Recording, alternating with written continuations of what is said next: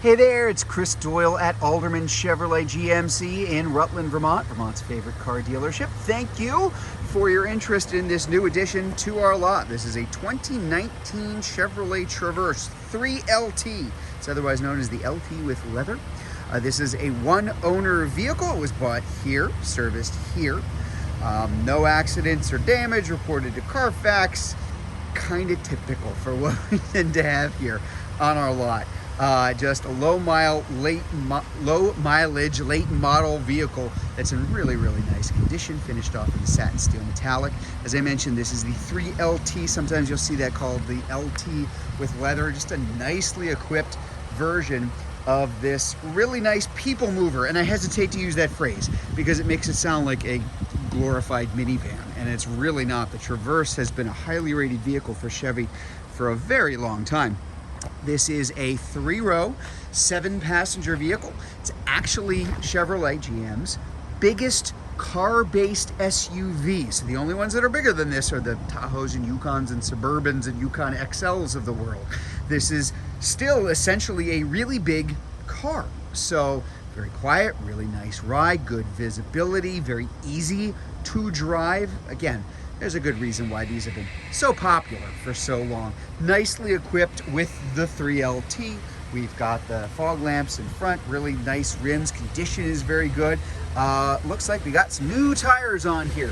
I tend to harp on this when I'm making videos on our pre-owned vehicles because that is definitely not the case with a whole lot of used cars that you see. It is something that we do tend to replace quite a lot. And it's worth noting because tires are not cheap. Nothing's cheap right now, but tires are definitely not cheap. And to have new tires on a vehicle like this, where you know you're not going to be replacing the tires now, you're not going to have that expense for thousands and thousands and thousands of miles, really is an advantage. Very good condition. Again, I tend to look down below too, the places that don't necessarily catch your attention when you're walking around, but looks like it's in really good shape. Even little things like, because this is the leather interior, this can be the area that gets a beating. Folks getting into and out of the car, as you can see, looks pretty darn good. Same thing, windowsill area down here, areas that people can scrape they're getting into and out of it. Really not the case here. This is, like I said, a fairly good sized vehicle. So we've got our second row captain's chairs right here. And the nice thing about this is in the Traverse, you have a good sized back seat with, what do you know, foot room. Now that's not always the case when you're looking at 3-row SUVs, but you could definitely fit 6 to 7 people in here quite comfortably. We'll get a look at the back again in just a minute, but we will have some power outlet here. We've got USB charging ports here. This is a tri-zone climate control, so the folks in the second row have their own controls. And of course, we've got controls for the folks in the left side and right side of the car up front. There's your dashboard. We're going to get a closer look at that in just a minute. I will point out, though, that we do have the dual moonroof in here. So this is openable up front, or you can open it to tilt or all the way open. And this is a skylight for the folks in the second row. And nice to actually have a day where the sun's out. So there you go. You can kind of enjoy that at the same time. 3.6 liter V6, so good pickup, very responsive, but expect fuel economy around 20-21 miles per gallon overall. Pretty darn good for such a large vehicle. We've got our power lift gate there in the back. We do have the Bose sound system here in the car. Power driver's seat up front. And as I said, you do even have the fog lights up front in the vehicle. Traction control select, a fancy way of saying a way to take it out of 2-wheel drive and put it into all-wheel drive, or put it into the off-road, kind of like an all-wheel drive low for the really lousy conditions. These are shift on the fly. So this is something I like pointing out, because all-wheel drive vehicles that don't have this means they're in all-wheel drive all the time. Great?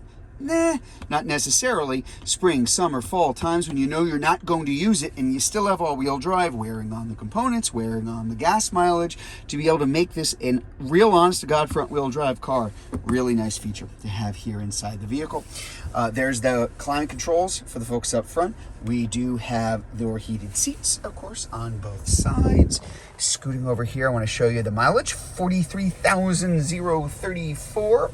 Over here on the center, look, I'm just going to do this because I think that's kind of cool. Where you can actually plug in a phone and charge it, or use that with Apple CarPlay or Android Auto, and then just kind of hide it behind so nobody can see it. I don't know. It's just me. I tend to like that. Over here, audio, satellite radio. As I mentioned, that projection, that's going to show when a phone is plugged in, either Apple CarPlay for an iPhone or Android Auto for an Android. We even have built-in navigation from GM here, text, weather, settings. I mean, there's all sorts of cool stuff that can come on here. And of course, nice big backup camera with the overhead view. I like this a lot for a couple of different reasons. Again, fairly large car, very, very helpful when you're maneuvering around. I put that into drive.